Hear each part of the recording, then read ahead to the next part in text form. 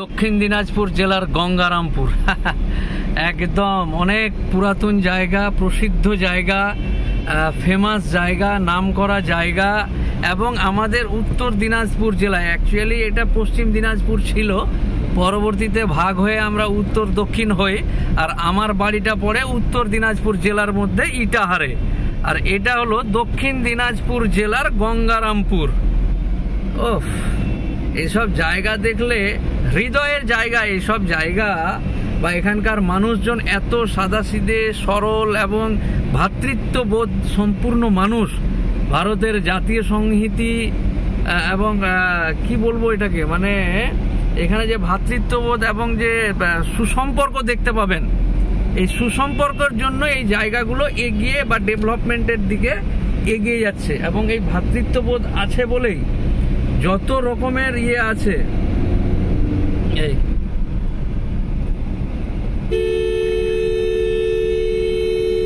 এই দেখেন, এটা হলো আপনার বাস স্ট্যান্ড। এই জায়গাগুলো আগে অন্যরকম ছিল, এখন তো অনেক সুন্দর হয়ে গেছে, বুঝতে পারলেন। এই যে Gangarampur, I love you Gangarampur. সত্যি দক্ষিণ দিনাজপুরের এই গঙ্গারামপুর, কি বলবো, বংশীহারি, গঙ্গারামপুর, এই সমস্ত জায়গাগুলো। এই যেটা বাস স্ট্যান্ড, বাস স্ট্যান্ডটা খুঁজে পিছনে থেকে গেল নাকি? ও আচ্ছা, আসলে গাড়িও চালাতে হচ্ছে, ভিডিও করতে হচ্ছে বলে সমস্ত সঠিক জিনিসটা সুন্দরভাবে তুলে ধরতে পারছি না। এই সুন্দরী সুন্দরী অপূর্ব সুন্দরী গঙ্গারামপুর, কি বুঝলেন? I love you Gangarampur. এখানে গঙ্গারামপুর স্টেডিয়াম আছে, এগুলোতে আগে খুব আসতাম, বুঝলেন। এখন তো আসা হয় না। এই বালুরঘাট কোর্টে যাচ্ছি মামলার কাজে, তো মামলার কাজ সেরে আবার কলকাতা যেতে হবে। আমাদের হাইকোর্ট তো সোমবার থেকে বসবো, আজকে হচ্ছে আপনার শুক্রবার। এই দেখেন, কালকে আবার কলকাতা চলে যাব। তো গঙ্গারামপুরকে যত দেখি তত প্রেমে পড়ে যাই, যত দেখি তত প্রেমে পড়ে যায়। এই হলো আমার প্রেমিকা গঙ্গারামপুর, আমার ভালোবাসার জায়গা গঙ্গারামপুর, বুঝলেন। এখানকার অনেক মানুষ আছে যারা আমাকে ফলো করে, যারা ভালোবাসে। এখানকার দই খুব বিখ্যাত, তাই তো? গঙ্গারামপুরের দই। হ্যাঁ, একদিন জলপাইগুড়ি গেছি, বুঝলেন। জলপাইগুড়ি জেলা আমাদের পশ্চিমবঙ্গের। ওই জলপাইগুড়ি জেলাতে একটা মিষ্টির দোকানে লেখা আছে গঙ্গারামপুরের দই। গঙ্গারামপুরের দই লেখা আছে। তো এবার দেখে তো ভালো লাগলো, এ বাবা, আমাদের বাড়ির কাছের জায়গার নাম লেখা আছে গঙ্গারামপুরের দই, বাহ, বিখ্যাত আছে।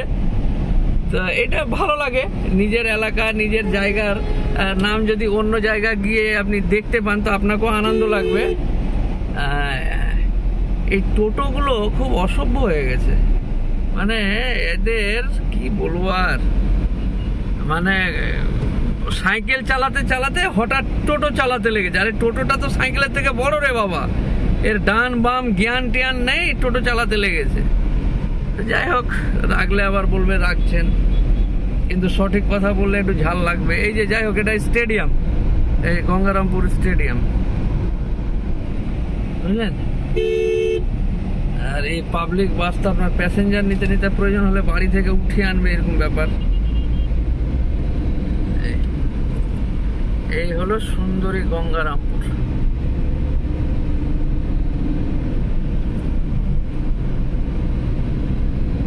সুপার স্পেশালিটি হসপিটাল আছে এখানে। এই যে সামনে যেটা দেখছেন, এটা হচ্ছে কালদিঘি।